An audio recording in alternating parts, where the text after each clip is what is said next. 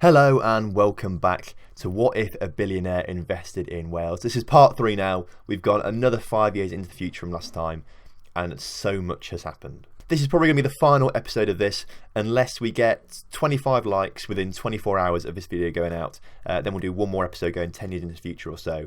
The likes tell me if you like the video or not and if you want to make more of those kind of videos. So 25 likes in 24 hours I think is a pretty good target to have to get another episode of this. So make sure you do drop a like on the video if you want to see another episode, and also subscribe to the channel as well if you're new around here as well, because that really does help me out. Right then, let's get straight into this. We're going to go straight to the JD Welsh Premier Division if it wants to start and find itself. There we go. As you can see, it already says Cardiff Met are the champions, which isn't a surprise now really as we come forward, although they've not won it for the past few seasons. Now, looking on this little sheet here, the Welsh Premier Division, now 26th most reputable league in Europe. It's taken over the Cypriot First Division. It's ahead of Italian Serie B, but just behind the Swiss Super League and the French Second Division. So there's still a little way to go, but it's good progress for the Welsh. Right, we're going to look at the 25-26 season. That was the first year that we simulated since the last episode. TNS take the title off Cardiff Met University, winning it by 7 points there. Bangor City finishing in third, Bala in fourth, the usual top 4 teams there. Nothing particularly changes too much, does it? Barry just missing out on the top 4. They've snuck in once or twice before, but they've not particularly done too much, have they? Season afterwards, once again TNS champions, this time beating Cardiff Met University by 6 points. Aberystwyth sneaking into third, actually. Aberystwyth coming from nowhere. Season before that finished down in 7th, so they must have had a good recruitment that summer to manage to get third in the end. Bangor in 4th, Bala in 5th and Barry in 6th. The usual top 5, actually, I should say now, intersected then by Aberystwyth, who've come out of nowhere to get third. Will Order return next season? Yes, basically. TNS win it from Cardiff Met University once again. The 3rd season in a row they've won that. The top 2 never changing, and the top 3 back to the usual order. Or different team, different order, I suppose, at the same teams. Barry in 3rd, Bangor in 4th, and Bala in 5th. And then the 28-29 season, Cardiff Met retain their title, winning it by 11 points from TNS. Bangor back in their usual 3rd place. Barry into 4th. And actually, Bala finishing down to 7th, having a very, very poor season. That's very unusual for them. Aberystwyth and Stephen Druids finishing 5th and 6th there. And then the season we have just had, Cardiff Met University winning the title again by 6 points from TNS. Barry in 3rd. Aberystwyth getting themselves into 4th. They've had some good few seasons these past few years, getting a little bit of European football. Bangor and Bala finishing 5th and 6th. And Stephen Druids going back down to the usual position of around 9th. Right, let's see what kind of money is being thrown around. If we look at the highest transfer, Luis Henrique from Barcelona to TNS for 24 million. Is he any good, Luis Henrique? Is he still there? No, he's at Fiorentina now. He spent 3 seasons at TNS after he was bought for 24 million. Played extraordinarily well before moving on for 3.1 million to Fiorentina in Serie A and having a pretty mediocre time there, which kind of shows his ability as a player. Fikayo Traore coming in from Wigan to Cardiff Net for 2.9 million, the second biggest transfer. Quite a bit down from Cardiff. They usually spend huge amounts of money, but barely spent anything compared to their usual standards, which is interesting. Matthew Deakin being the biggest transfer out, actually. No, John Clark, actually, for 1 million from TNS to Nottingham Forest. Is he still there? No, he's back at TNS, which makes me think it was actually the other way around. It wasn't the other way around. He left TNS for 1.3 million after coming from Cardiff Met University. Played in the Championship for quite a while for Forest, but got released and is now back at TNS, so fair play to him. Season afterwards, really dropping down now. Tom Orey back in the top transfers, but this time leaving for £850,000 to Charlton. So Cardiff Met losing quite a bit of money there, but no one's spending big anymore, which is a bit of a worry. What was going on the season afterwards? Luis Henrique leaving after being paid 24 million. He's gone to Fiorentina, of course. 2.3 million spent by Cardiff Met there. Cardiff Met to TNS for 1 million. These big transfers aren't happening anymore, which is a bit of a worry. What has happened all of a sudden? Chris Mepham from Preston to TNS, 1.9 million. That's the biggest transfer there. No one's spending big. Bangor City, I mean, Cardiff Met are not spending anything now. Maybe their sugar daddy's gone, I don't know. Bangor City probably the biggest spenders this season.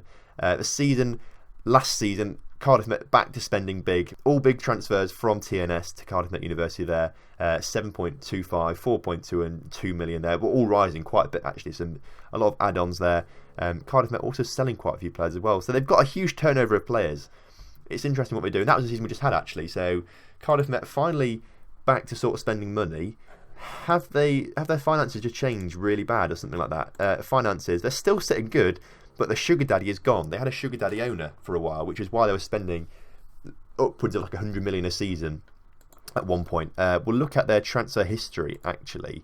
So if we go back to that very first season, spent nothing that year. 1.8 million, 16 million, 70 million spent one season, 7.75, 41 million, 49, 46. So not quite upwards of 100 million rather, but upwards of a 50 million, 40 million easily they've been spending. As we're on Cardiff Met University then, let's have a look at what they've been doing the past few seasons. So back to 25-26, in the Champions League, they get through quite a few qualifying rounds. They get all the way to the playoff before losing to FK Austria Wien, which isn't great. Lost 3-2 on aggregate, which is unfortunate. It puts them into Group E of the Europa Cup though, losing to Feyenoord, losing to Partizan, drawing with Braga, another draw with Braga, another loss to Feyenoord, and another loss to Partizan. Meant they were firmly knocked out of the Europa League there that season, which isn't great for them. The season afterwards, obviously they didn't win the league that time, did they? So they were into the Euro Cup, not the Champions League, where they managed to get all the way to the third qualifying round, where they lost to Lecce, which is a big surprise. They'll be very, very disappointed with that season, really not doing much at all. Season afterwards, back in the Champions League, which I assume means that TNS had financial issues again, because we just pump £1 billion into them, and they just start to spend it all. They don't particularly pay much attention to financial fair play, which is where a lot of them fail on things, which is why you see a lot of these teams not managing to qualify for European places, even though they finish in the European places, because they fail their financial fair play and things like that. So obviously that must have happened to the New Saints, which meant Cardiff Met were in the Champions League, and they got through quite a lot of qualifying rounds before getting to the playoff leg and beat Apple 3-2 on aggregate, which meant they were in the Champions League group stages, for Christ's sake, against Seville with a win. Man United lost to Man United and drew with Lyon. That's not a bad start, to be fair. That's decent. But lost to Lyon in the second leg, though. Lost to Seville and, of course, lost to Man United, which meant they were out and finished bottom, so they weren't in the Europa League either. But that was a fantastic show that they got to the Champions League group stages. That was the thing we said. Can they get group stages of a European competition? They quickly got Europa League, but now they've got Champions League. That is all that matters to me. They've got Champions League group stage. That is incredible. 28-29 season, obviously they failed financial fair play there because they're not in anything. And then the season we've just had must have failed it again because they're not in anything. So a good performance from Cardiff Met. I'm very impressed with how they've done. Hopefully they'll be back in the Champions League this coming season. But what a performance from them to get the Champions League group stages, blimey. TNS then, in the first season of this bit we've just done now, must have failed financial fair play because they're not in anything there. Season afterwards, in the Champions League, after they won the Premier League, the Welsh Premier League, that is, of course, beat Red Star early on, beat Maccabi Tel Aviv, came up against Celtic, beat Celtic, came up against Copenhagen in the playoffs and lost 2-1 on aggregate, which put them in the Europa League, losing to Krasnodar, Steaua Bucharest, drawing to Seville, and not particularly doing much else there, which knocked them out of the Europa League that season. The season afterwards, obviously failed financial fair play again because they're not in anything. The season, what they've just had once again, when Cardiff failed financial fair play, the New Saints came in and they're in the Champions League all the way to the playoffs, where they lost to Salzburg, which put them in fact, they beat Salzburg. They won 3-2 on aggregate, blimey. So the New Saints also in the Champions League group stages, recording a 3-0 win over Sporting, losing 4-0 to Monaco and losing 2-1 to Bayern Munich. They lost 3-0 to Bayern Munich, 1-0 to Sporting and 3-2 to Monaco, which must have put them bottom of the group. In fact, it didn't. It put them third in the group, ridiculously. They went to the Euro Cup first knockout rounds and lost to Benfica 5-0 on aggregate. But what a performance that season from the New Saints. Really, really good showing. And then the season we've just had, also once again in the Champions League, get all the way to the third qualifying round, where they lose to Dinamo, go into the Euro Cup qualifying rounds, beat Maribor to put them in the group stages, but losing to Arsenal, Heerenveen, SK Rapid Wien, and not doing much better in the second half, put them bottom of their group, I presume, and they didn't manage to get through into the knockout stages. But what a performance from the New Saints. I'm very impressed with them there again. Champions League group stages for two teams now is absolutely incredible. Right, Bangor City now, a team looking at in back to the 25-26 season. Won their first qualifying round but lost the second, unfortunately. Season afterwards, a very, very similar story again. The exact same thing, losing to Standard Liège in that second qualifying round. They got all the way to the third qualifying round the season afterwards but lost to Southampton, which I don't blame them for. Southampton, a much better side. 28-29 season, getting to the second qualifying, losing again. But not doing too well at Bangor City. They're the complete opposites of the team we've just seen. And the season we've just had, losing in the second qualifying round to AIK. So they've not done too well for themselves, actually. We'll quickly brush over them. Bangor, not doing particularly well. If we can find Bala Town there, they're the other team that seem to consistently get into the Europa League and stuff like that. So we'll look at them as well. if we go back to the 25-26 season once again, they got all the way to the third qualification rounds rather, losing to Dinamo after having a decent start. Season afterwards, not in it again in 27-28.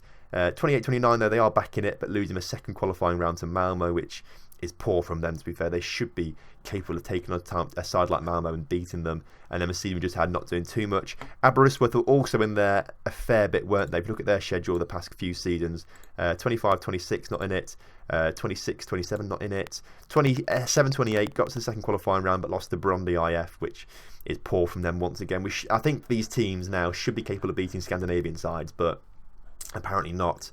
28-29 not in it, 30 season, the season we just had, not in it as well. So I think that's all that has been covered basically. I don't think there's too much else we can sort of say about that. They've done well for themselves. TNS and Cardiff Met University clearly doing the best there. They've done ridiculously well. I'm very, very impressed with how they've done. Champions League group stage is not easy, and for two Welsh sides to get there is absolutely incredible in my opinion. So well done to them. We're going to now look at the Welsh national team basically, because we're interested in these regens, of course. So top players, if we look down here, there's a few here, but none of them play for our teams. If we look into the actual national team, of course, senior squad, if we sort by value to see who is the best player in there, there's actually a player for TNS there, which is great. Two players for TNS and Bangor City and Cardiff Met University. There's a few Welsh Premier League sides that do have players in the Welsh national team, but we'll look at John Oates because he is a regen. Plays for Bayern Munich. He looks absolutely incredible. Genuinely, that is one of the best players I've ever seen in Football Manager. Where did he start his career off? Bangor City, of course. Bangor City, incredible. Moved to Cardiff Met University for £100,000. Then moved to TNS for £650,000. Before moving to Bayern Munich for less than TNS bought him for. And is now worth, within 3 seasons, 58 million and looks to be one of the best players in the world. That is absolutely ridiculous. If we sort by age, actually, now, we can probably see these players better. If we look at, so these guys are the ones. So Stephen Valentine comes in. He looks pretty good, decent for himself. Plays at Cardiff Met University. Not worth all that much, but he's got some good stats on him. Finishing very, very nice to see. I like that a lot. Ian Jenkins plays at Bangor City. Good physicals, decent mentals, technicals leave a little bit desired for. I think he's there just to make up numbers. He's only got 2 caps and only valued at £25,000. But that will be to do with the fact that he plays in the Welsh Premier League and not the actual English Premier League. That does make a big difference on value and things like that. Tom Wrigley, a right back, he comes in looking all right. Got some really, really good mentals and physicals. His technicals aren't that great, but you never really have a technically good right back, do you? But his tackling is fantastic, so that's a nice thing to see. He's a Bala Town regen. TNS paid 1.6 million for him a few seasons ago from Cardiff Met University. So he played phenomenally well. An 8.4 in 10 games is fantastic. So perhaps he's a lot better than we think he is. But again, he's only made 7 caps to Wales. So he's still young though. Still got a lot of time. John Oates, we've spoken about. His understudy, who plays for TNS as well, John Clark, looks actually very, very good. If John Oates wasn't a Welsh player, he'd be easily one of the best players in the Welsh side. 14 caps for them, which is a surprise in itself because he's got that many. Really good physicals, really good mentals, technicals, well, they matter for a winger, quite good as well, technique very good. But he came originally from Pennybot, so not even a team that we put money into, which is crazy if we think about it. And this is the guy that actually, we mentioned before, he left TNS for Nottingham Forest, but then Nottingham Forest let him go in the Championship. Which kind of suggests to me, actually, perhaps he's not quite as good as we think he is if he's only getting 20 games for Forest in the Championship and then being released. So that kind of shows the level that these Welsh players are at, I suppose. Just scrolling down some of these players to see if they are regen as well. Rob Harding looks like he's going to be one. Also, he came from Pennybot. So if you're interested in a side that's going to be creating some fantastic regens, Pennybot, look at them. We didn't even put any money into Pennybot, and yet they're still producing regens like that. So that does say something about how good Pennybot are. We'll look at the under-21 squad now. As you can see, it's literally all just Welsh teams, basically. Dominic Jones is the highest rated player there, nearly £1 million. How's he looking? He looks alright, to be fair, playing for Bangor City. Again, another right back. His marking and tackling aren't very good for a right back, if we're being honest, but he's got some good physicals. But of course, he's only 20 years old, so he's got a lot of time to improve still. That's quite nice to see. He's the best player that is in the under-21s. And if we look at the under-19 squad, still some decent players. Swansea and Liverpool take the top spots there, but Aberystwyth have Robert Walters for £17,000 his value, and that he's a defender centre. He's the best one there, and he doesn't really look all that good if we're honest with ourselves there. Now, I made a note last time of the players that we identified as being good. One of those players actually is John Oates. If you remember, last episode we looked at this guy. So actually, to say that because he was one of the only guys that was in like the Welsh national setup at the time. So to say that he's come through actually and now is one of the world's best players is incredible. Rob Harding, also one of those players that we looked at as well last episode as I look through this little list that I've got now, which is amazing. That's really interesting to see. He was obviously at TNS for a while, then went to Cardiff University. Sold for £29,000 to Sunderland in the Premier League, which is ridiculous. I mean, Cardiff bought him for nearly over £500,000. And he went into the Premier League for £30,000, which is mental. And Kevin Walters is the other player that I've got written down here from last episode. Kevin Walters, let's see where he's at now. I presume it's him at London now. He was at Newton before this. He was capped at under 20 level, but clearly nothing happened in the end with his Welsh career. He's gone downhill a little bit. He looks pretty rubbish, but he was the other guy we identified. But to say we've identified two players that have become absolute superstars for Welsh football is quite impressive, I think. Right then, that is it for this episode. As I say, 25 likes in 24 hours. We'll do one more episode of this. If not, we're going to move on to something else next weekend, I think. So thank you very much for watching. Make sure you drop a like on the video. Subscribe to the channel if you're new around here. And I'll see you next time.